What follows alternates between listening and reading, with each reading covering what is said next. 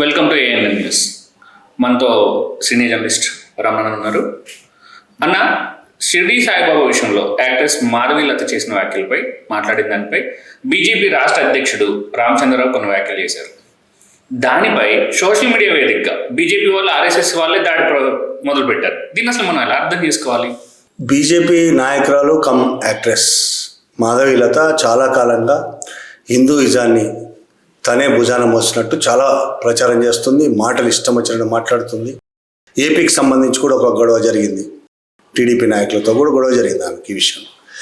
ఇక సాయిబాబా విషయంలో ఆమె సీరియస్గానే దాన్ని ఒక ప్రచారంగా పెట్టుకుంది. ఆమెకు మద్దతుదారులు కూడా ఆ విషయంలో చాలామంది మద్దతుదారులు కూడా ఆమె వెనకతలు నడుస్తున్నారు, ముఖ్యంగా సోషల్ మీడియాలో. ఆమె మాట్లాడింది సాయిబాబా ముస్లిం అని, అసలు దేవుడు కాదని, ఒక మనిషి, ఒక ముస్లిం, హిందువులకు ఏమాత్రం సంబంధం లేదు. హిందువులను దర్గాల పేరుతో మోసం చేస్తున్నారు ఈ సాయిబాబా ట్రస్ట్ వాళ్ళు. సాయిబాబాకు, షిర్డీ సాయిబాబాకు పూజలు చేయొద్దు హిందువులు, ఆయనకు ఆలయాలు కట్టొద్దు హిందువులు అయితే. హిందువులను ఇలాంటి బాబాల నుంచి మనం రక్షించాలని పిలుపునిచ్చారు. దీని మీద వివాదమైంది. షిరిడి సాయిబాబా ట్రస్ట్ వాళ్ళు కానీ ఇక్కడ తెలుగు రాష్ట్రాల్లో చాలా ఫేమస్, ఆ దేవుడు చాలా ఫేమస్. ఒక్కొక్క కాలంలో ఒక్కొక్క దేవుడు చాలా ఫేమస్ ఉంటాడు. నా చిన్నప్పటి నుంచి చూస్తున్నా.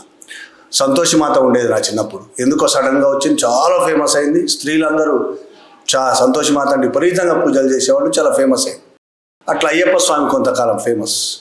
ఇట్లా షిరిడి సాయిబాబా కూడా ఫేమస్ అయ్యాడు. ఒక కాలంలో కొంతమంది అలా ఫేమస్ అవుతుంటారు. ఎందుకు అవుతారు అనేది మార్కెటింగ్కి సంబంధించిన విషయం అనేది నేను అనుకుంటున్నాను. అలా షిరిడి సాయిబాబా విషయంలో మహారాష్ట్రలో ఉన్న షిరిడిలో సాయిబాబా ఉన్నప్పటికీ తెలుగు రాష్ట్రాల్లో ప్రధానంగా ఎక్కువ మంది భక్తులు ఉన్నారు. షిరిడి సాయిబాబా భక్తులు ఉన్నారు కాబట్టి దాన్ని ఆదాయం చేసుకోవడానికి చాలా గుళ్ళు వెలిసాయి. అవి ట్రస్టీల తరపు నడుస్తాయి కాబట్టి ఆదాయం కూడా ట్రస్టీలకి. కాబట్టి షిరిడి సాయిబాబా గుడుల వల్ల ఆదాయం పొందే ఒక వర్గం కూడా తయారైంది. లక్షల మంది భక్తులు కూడా ఉన్నారు భక్తులు. ఈ నేపథ్యంలో అసలు షిరిడి సాయిబాబా ముస్లిమా, హిందువా, ఎవరి దేవుడు, ఎవరికి దేవుడు కాదు అనే చర్చ నిజంగా కూడా అనవసరమైంది. ఎందుకంటే కొంతమంది నమ్ముతున్నారు, వాళ్ళ ఇష్టం అది. ముస్లింలు ఎవరు పెద్దగా పూజించారు షిరిడి సాయిబాబాని. అతను ముస్లిం అని చెప్తున్నాడు, ముస్లింలు పూజించారు. ఆయన హిందువులే మ్యాక్సిమం పూజిస్తారు. దానివల్ల ఆమెకు కంటగింపైంది. షిరిడి సాయిబాబా ఈ విధంగా హిందువు కానివాడు హిందూ మతస్థులు పూజించడం అనేది, దాంతో ఆ విధంగా మాట్లాడింది. ఆ విషయంలో ఆమె మీద కేసులు కూడా అయింది. ఎఫ్ఐఆర్ సరూర్నగర్ పోలీస్ స్టేషన్లో, హైదరాబాద్ సరూర్నగర్ పోలీస్ స్టేషన్లో ఎఫ్ఐఆర్ అయింది.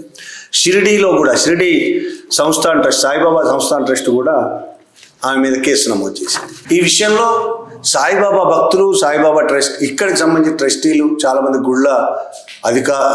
గుళ్ళను కట్టుకున్న వాళ్ళందరూ చాలా ఆమెకు వ్యతిరేకంగా, ఆమె మాట్లాడిన మాటలకు వ్యతిరేకంగా చాలా ప్రచారం చేస్తున్నారు. ఈ నేపథ్యంలోనే వాళ్ళందరూ వచ్చి బీజేపీ అధ్యక్షుడు రామచంద్రరావుని కలిశారు. రామచంద్రరావుని కలిసి వాళ్ళకు సంబంధించిన గోడు వాళ్ళు చెప్పుకున్నారు. చాలాసేపు మాట్లాడిన తర్వాత ఈ విషయం మీద రామచంద్రరావు ప్రెస్ మీట్ పెట్టాడు. అందులో మాధవీలత మీద చాలా సీరియస్ అయ్యాడు. ఆ మాధవీలత చేసిన వ్యాఖ్యలకు బీజేపీ పార్టీకి ఎలాంటి సంబంధం లేదని. ఆమె మాధవీలత బీజేపీ నాయకురాలుగా సుపరిచితం, ముఖ్యంగా ఈ రెండు తెలుగు రాష్ట్రాల్లో.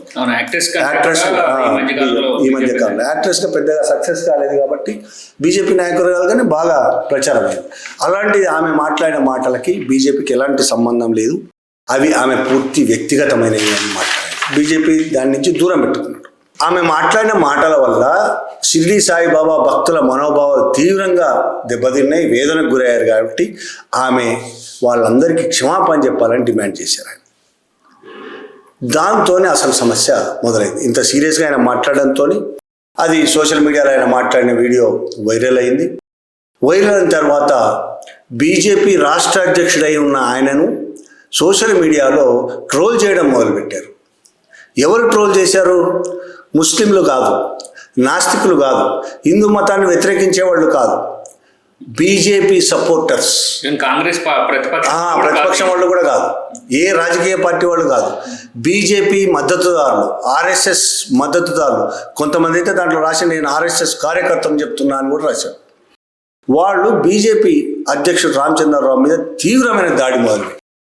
నువ్వు అసలు అధ్యక్షుడు ఉండడానికి అనర్హుడివి, నువ్వు అసలు హిందువేనా, ముస్లింను ఇలా పొగుడతావా, ఇలాంటి మాటలు చాలా మాట్లాడాడు.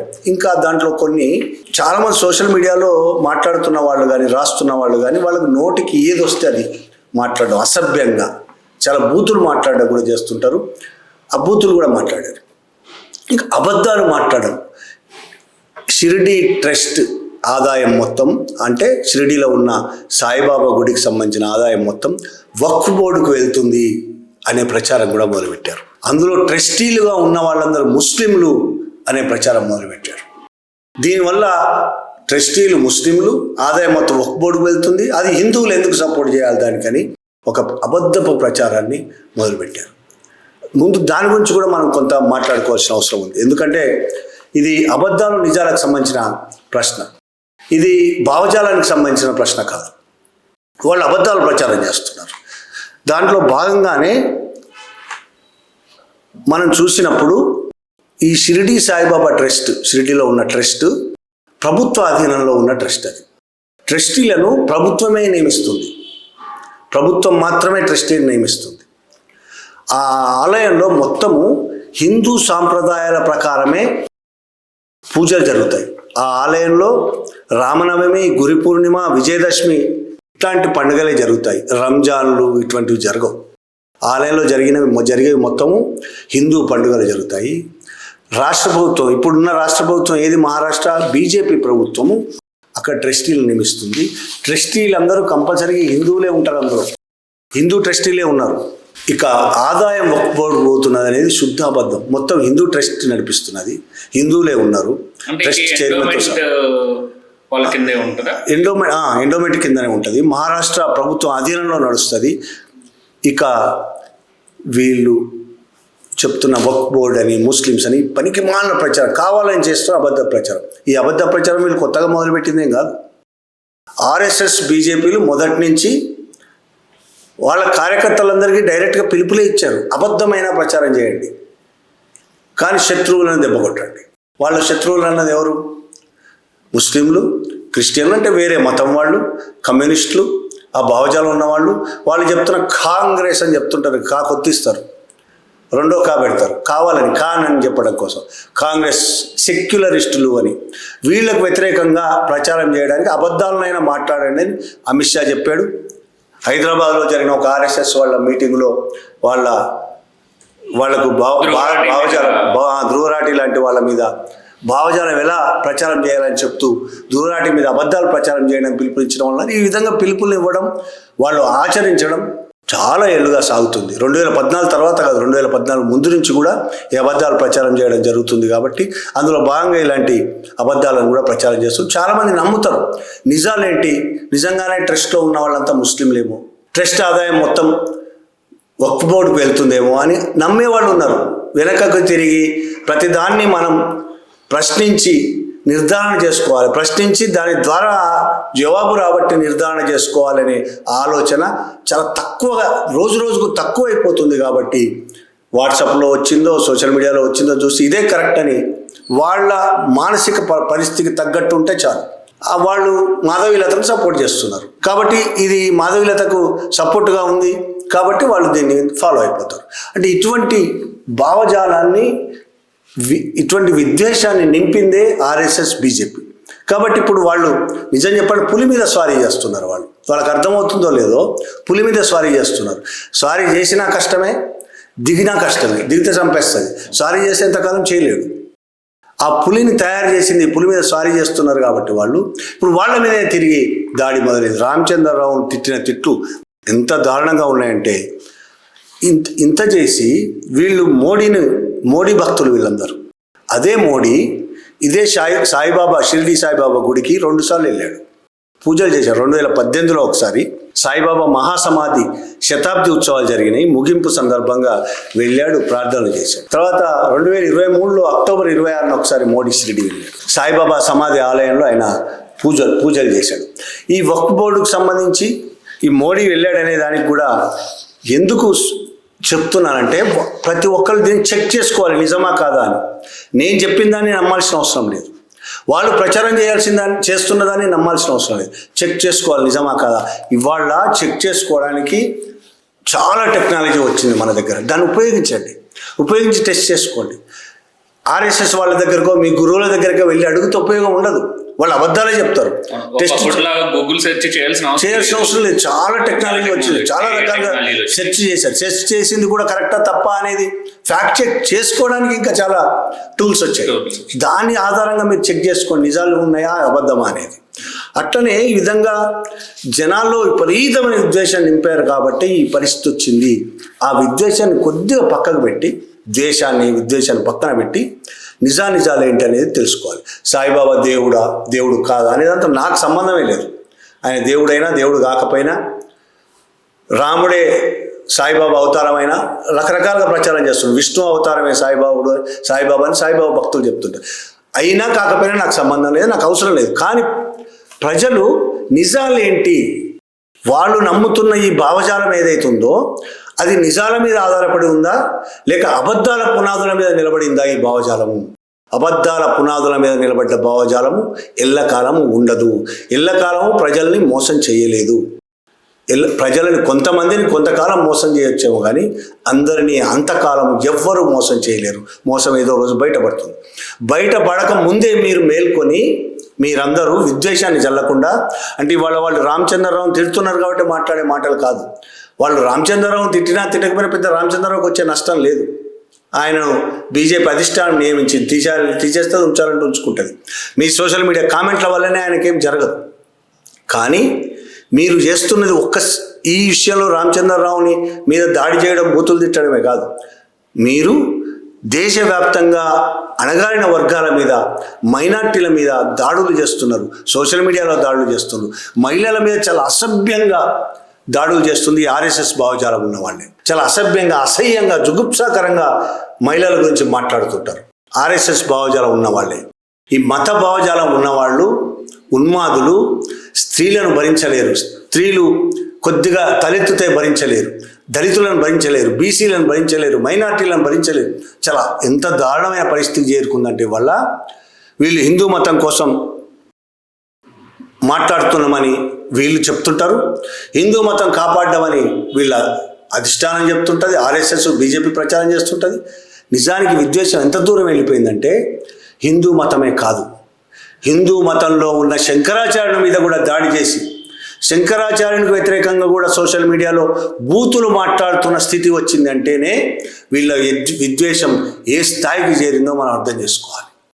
శంకరాచార్యుడు హిందువే అని చెప్తున్నాడు, తానే హిందూ అని చెప్తున్నాడు. శంకరాచార్యుడు హిందూ అని నువ్వు కూడా నిన్నటిదాకా పూజించినావు. మరి వాళ్ళ ఎందుకు యోగి శంకరాచార్యుడి మీద దాడి చేసేసరికి వెంటనే ప్లేటు ఫిరాయించి శంకరాచార్యుడికి వ్యతిరేకంగా బూతులు మాట్లాడే పరిస్థితి ఎందుకు వచ్చింది, దాడి చేసే పరిస్థితి ఎందుకు వచ్చింది? అంత విద్వేషం నీ మనసుల్లో నింపినోడు ఎవరు? అది కదా నువ్వు ఆలోచించాల్సింది. నేను ఇలా ఆలోచిస్తున్నానంటే ఈ ఆలోచన కరెక్టా కాదా అది చెక్ చేసుకోవాల్సిన అవసరం ఉంది. చెక్ చేసుకున్న తర్వాత కరెక్ట్ కాకపోతే ఈ విధంగా నేను తయారవడానికి కారణం ఎవరో ఆలోచించాల్సిన అవసరం ఉంది. అట్లా గుజరాత్లో మారణహోమం జరిగినప్పుడు, గుజరాత్ ముఖ్యమంత్రిగా మోడీ ఉన్నప్పుడు ఒక ఇన్సిడెంట్ ఉంది, చాలా వైరల్ అయిన ఇన్సిడెంట్. ఆ మారణహోమంలో ఫోటోలు చాలా వైరల్ అయిన ఫోటోల్లో అన్ని పత్రికల్లో ఆ రోజు వచ్చిన ఒక ఫోటో, ఒక అతని పేరు గుర్తు రావట్లేదు, దళితుడు వీళ్ళతో కలిసి హిందూ మూకలతో కలిసి అనేక మందిని దాడులు చేశాడు, చంపాడు, హత్యలు చేశాడు. ఆయన ఫోటో ఎందుకు వైరల్ అయిందంటే కాషాయ గుడ్డ తలకు కట్టుకొని కత్తి పట్టుకొని 2 చేతులు ఎత్తి అరుస్తున్న ఫోటో, చంపేస్తాను అని నడి రోడ్డు మీద అరుస్తున్న ఫోటో చాలా వైరల్ అయింది. ఆ తర్వాత ఆయనే ఇవాళ చెప్పులు కుట్టుకుంటూ బతుకుతున్నాడు. ఆయనకు సంబంధించిన కథ మొత్తం ఆయన చాలాసార్లు చెప్పాడు మీడియాకి. ఆయన ఈ విధంగా అనేక కేసుల్లో ఇరుక్కున్నాడు. ఏ బీజేపీ వాళ్ళు, ఏ ఆర్ఎస్ఎస్ వాళ్ళు రాలేదు ఆయన కాపాడడానికి. అదే అగ్రకులాల వాళ్ళకు మాత్రం కాపాడడానికి వస్తారు. ఆ మొత్తం ఘర్షణల్లో దాడులు చేసిన వాళ్ళు, దాడులకు గురైన వాళ్ళు, ఇద్దరిలో ఎవ్వరూ అగ్రకులాల వాళ్ళు లేరు. గురైన వాళ్ళు మైనార్టీలు, దాడులు చేసిన వాళ్ళు దళితులు, బీసీలు. వీళ్ళని ఉపయోగించుకొని దాడులు చేయించింది ఎవరు? అగ్రకులాలు. కేసులో ఇరికింది ఎవరు? బీసీలు, దళితులు, ఎస్టీలు. వాళ్ళ జీవితాలను నాశనం చేసి కోర్టుల చుట్టూ తిరిగాడు ఆయన. ఎవ్వరూ సహాయం చేయలేదు. ఆయన జీవితం అంతా కోర్టుల చుట్టూ తిరగడానికే సరిపోయింది. చివరికి కోర్టులన్నీ కేసులు కొట్టేసిన తర్వాత ఇప్పుడు చెప్పులు కుట్టుకొని జీవిస్తున్నాడు. ఆయన మాట్లాడుతున్నాడు ఇవాళ ఈ ఆర్ఎస్ఎస్ బీజేపీలను నమ్మకండి. వీళ్ళు హిందూ మతం కోసం లేరు, హిందూ మతాన్ని కాపాడడానికి లేరు, వాళ్ళ ప్రయోజనాలను కాపాడుకోవడం కోసం హిందూ మతాన్ని అడ్డు పెట్టుకుని మాట్లాడుతారు. దాని గురించి మీరు ఆలోచించాల్సిన అవసరం ఉన్నది. ఇవాళ చాలా ఆవేశంగా మీరు రామచంద్రరావుని తిడతారు. నిన్నటిదాకా రామచంద్రరావు గొప్పోడైపోయిన వాళ్ళు ఇవాళ రామచంద్రరావు తిట్టొచ్చు, కానీ ఈ భావజాలం చాలా ప్రమాదకరమైంది. రామచంద్రరావునే కాదు, శంకరాచార్యులు తిడతారు, ఎవరిని తిడతారు. నిన్నటిదాకా వాళ్ళకి ఎవరైతే వాళ్ళ భావజాలాన్ని వ్యతిరేకిస్తారో అందరినీ తిడతారు. సో వాళ్ళ భావజాలాన్ని కూడా కాదు, వాళ్ళు ఈరోజు అనుకుంటున్న దాన్ని ఇది కరెక్ట్ అనుకుంటున్నారు, దాన్ని ఎవరైనా విమర్శిస్తే చాలు తిట్లు బూతులు. కనీసం వాళ్లకు సరైన సంస్కారం నేర్పలేకపోయారు ఈ ఆర్ఎస్ఎస్ బీజేపీ నాయకులు. తమ కార్యకర్తలకు, తమ అనుచరులకు సంస్కారం కూడా నేర్పలేకపోయారు. ఏ భాష మాట్లాడాలి, ఎట్లా మాట్లాడాలి, స్త్రీల పట్ల ఏ విధంగా ప్రవర్తించాలి, ఏ విధంగా మాట్లాడాలని కనీస సంస్కారాన్ని కూడా నేర్పలేకపోయారు. సోషల్ మీడియా చూస్తే వాళ్ళ సంస్కారం మొత్తం బయటపడుతుంది. మనం కొంతమంది మంత్రులు కూడా బూతులు మాట్లాడిన సందర్భాలు ఉన్నాయి. మధ్యప్రదేశ్లో ఒక మంత్రి ఎన్డీటీవీ అతను వెళ్తే ఇండోర్లో వాటర్ కంటామినేషన్ వల్ల చాలామంది చనిపోయినప్పుడు ఆయన అడగడానికి వెళ్తే చాలా బూతు మాట మాట్లాడి విలేకరిని గద్దించి వెళ్ళిపోయాడు. అంటే వీళ్ళ కనీస సంస్కారం కూడా నేర్పలేదు వీళ్ళు, కానీ విద్వేషం మాత్రం నింపారు వీళ్ళ మెదళ్ళలో. రామచంద్రరావుపై జరుగుతున్న దాడి వెనకాల మరో కోణం ఉందని, దాని వెనకాల బండి సంజయ్ ఉన్నాడు అనేది వినబడుతుంది. అంటే దీని వెనకాతల బండి సంజయ్ ఉన్నాడా లేదా అనేది పక్కన పెడితే ఇంకో కోణం ఉందనే చర్చ మాత్రం నడుస్తుంది. వాళ్ళు చేస్తున్న కామెంట్స్లోనే ఆ చర్చకు రుజువులు ఉన్నాయి. సోషల్ మీడియాలో చేస్తున్న కామెంట్, బండి సంజయ్ అధ్యక్షుడైతే ఈ గతి పట్టేది కాదు బీజేపీకి. బండి సంజయ్ రామచంద్రరావు తీసేసి వెంటనే బండి సంజయ్ని అధ్యక్షుడిగా పెట్టాలి, ఇట్లా చాలా కామెంట్లు ఉన్నాయి. అంటే బండి సంజయ్ని అధ్యక్షుడిగా చూడాలనుకుంటున్న వాళ్ళు బీజేపీ కార్యకర్తలు చాలామంది ఉన్నారు ఇప్పటికీ. ఎట్లాంటి వాళ్ళు దాడులు చేయాలి, చంపాలి, నరకాలి, అవతల ఎవరిని బతకనియొద్దు. వాళ్ళ నరాన విద్వేషం నిండిపోయి ఉంటుంది. మొత్తం భారతదేశం మొత్తం ఉన్న ముస్లింలను, కమ్యూనిస్టులను, నాస్తికులను, ఇంకో మతాన్ని లేకుండా నరికి చంపేయాలని కోరుకుంటుంటారు వాళ్ళు. అట్లాంటి వాళ్ళకి దేవుడు బండి సంజయ్ చాలా కాలం ఇప్పుడు మరి అటు ఇటు మాట్లాడుతున్నాడు కాబట్టి రాజాసింగ్ కూడా. ఇట్లాంటి వాళ్ళు దేశంలో చాలామంది ఉన్నారు బీజేపీ నాయకులు. నిజంగానే వాళ్ళు మాటల వరకే పరిమితమా, నిజంగా చేస్తున్నారా అనేది తర్వాత మాట. బండి సంజయ్ మాటలు వింటే ఎలక్షన్లు వచ్చినాయంటే బండి సంజయ్ చాలాసార్లు చూసాం, తవ్వుకుంటూ పోదాం, సమాధులన్నీ తవ్వుదాం, శవాలు వస్తే మాకు ఇంకేదో అంటాడు, విగ్రహాలు వస్తే మాకు, శవాలు వస్తే మీకు అని అటువంటి రెచ్చగొట్టే మాటలు బండి సంజయ్ చాలా మాట్లాడుతుంటాడు. ఆ మాటల వల్ల వీళ్ళు ఇన్స్పైర్ అవుతుంటారు. ఆ మాటల పొందిక ఉంటుంది కదా, దాన్ని చూసి వీళ్ళు చాలా అద్భుతం అని బండి సంజయ్ మీద వీళ్ళు చాలా ప్రేమ పెంచుకుంటారు. వీళ్ళు వాళ్ళ సమస్యల గురించి ఎన్నడూ ఆలోచించని వాళ్ళు, వాళ్ళ తల్లిదండ్రులు ఎన్ని కష్టాలు పడుతున్నారో పట్టించుకొని వాళ్ళు, చుట్టుపక్కల సమాజం ఎట్లుందో కనీసం అవగాహన లేని వాళ్ళ అట్లాంటి వాళ్ళ బుర్రల్లో ఈ విద్వేషాన్ని నింపి ఇతర మతస్థుల మీద, కమ్యూనిస్టుల మీద, నాస్తికుల మీద, అందరి మీద విద్వేషాలు నింపి ఇవాళ వాళ్ళ మీద కూడా తిరగబడే పరిస్థితికి, వాళ్ళ మీద కూడా తిట్లు బూతులు సంధించే పరిస్థితికి వీళ్ళు తెచ్చుకున్నారు. దానికి కారణాలు ఒకటి వాళ్ళు నింపిన విద్వేషమే అయితే, రెండోది బండి సంజయ్ని అధ్యక్షుడిగా చూసి మళ్ళీ బండి సంజయ్ అధ్యక్షుడైతే తప్ప ఈ రామచంద్రరావు లాంటి వాళ్ళని తీసేస్తే తప్ప తమకు మనుగడ లేదు అని అనుకుంటున్నారేమో.